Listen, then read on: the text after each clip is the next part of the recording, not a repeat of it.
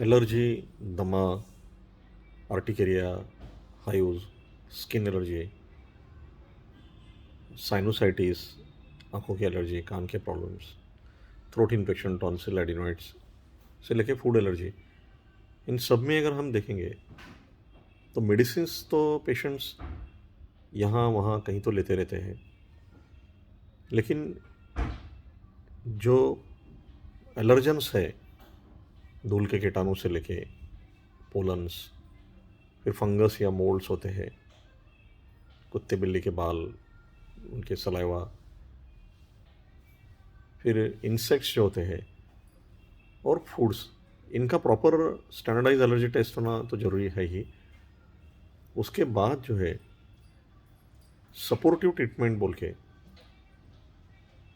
पेट साफ होने से लेके जो एक्सरसाइजेस कुछ है स्पेसिफिक, कुछ सिंपल प्रिकॉशंस है, और डाइट में भी किस तरह से पॉजिटिव बदल करनी चाहिए, वो हर एक एलर्जेंस के हिसाब से होता है। तो अभी सुरक्षित मेडिसिन जो है उसमें कुछ सेफ प्रोबायोटिक्स भी आए हैं,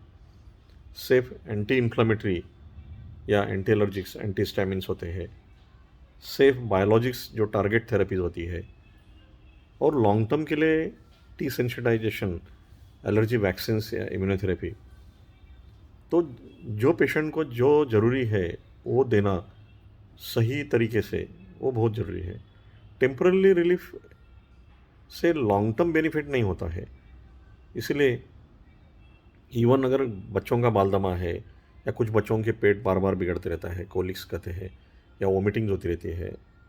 GERD होता है, उसमें से भी 40% बच्चों को फूड एलर्जी होती है। उसमें से फूड एलर्जी ओवरकम करते हैं या एक्जिमा ओवरकम करते हैं, बालदमा ओवरकम करते हैं, मतलब बाद में जैसे जैसे बढ़ जाते हैं वो टेम्पररीली वो लक्षण कम हो जाते हैं, लेकिन अंदर के अंदर नए नए सेंसिटिविटी चलते रहते हैं। जैसे हमारी भाषा में मिनिमल परसिस्टेंट इन्फ्लेमेशन बोलते हैं। जैसे अगर कोई वॉल है और किसी के बाथरूम से या बेसिन से कहीं से तो लीकेज चल रहा था, वो लीकेज ऊपर से तो नहीं दिखता है। अगर ज़्यादा बारिश आती है, जब लीकेज बाहर आता है, तो हम टेम्पररीली बारिश के लिए कुछ पतरा शेड लगा देंगे,